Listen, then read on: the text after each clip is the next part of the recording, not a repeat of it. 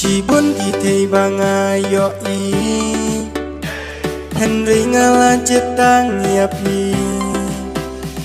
Pilong kerpang hanga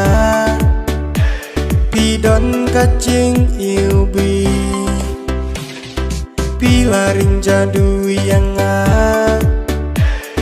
men ngaruma Pilaring jadu yang men ngaruma Wat num jengai no nanga Baik tang si tengpor Ngakwa bandon bat pihamar senda Ngakwa bandon bat pihamar senda Kijing sosi kijing kuslai Habanga dan bat piki herlut syajngai Kijing sosi kijing kuslai Habanga dan bat piki herlut syajngai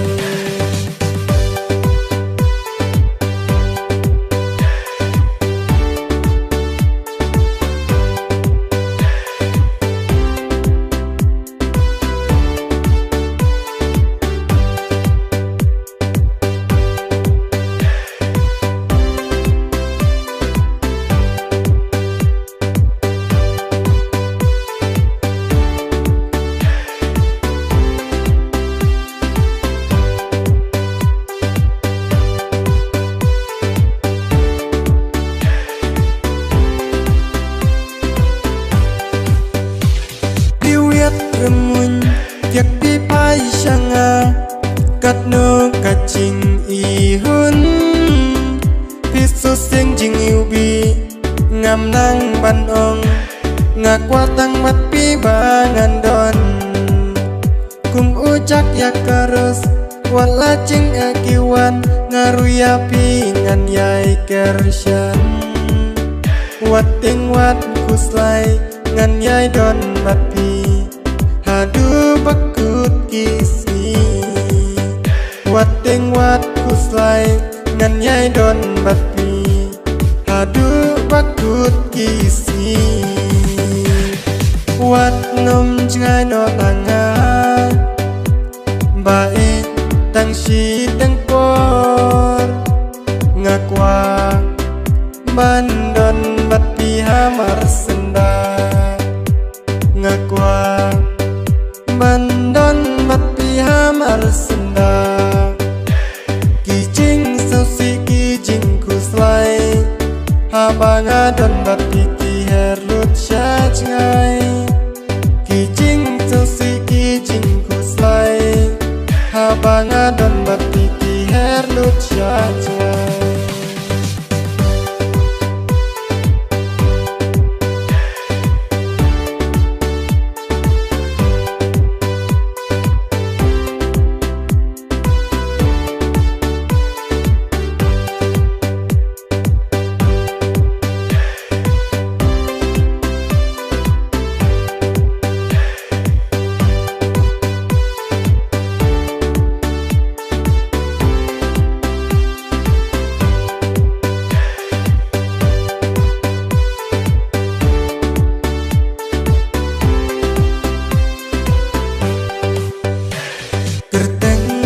Kadur jongpi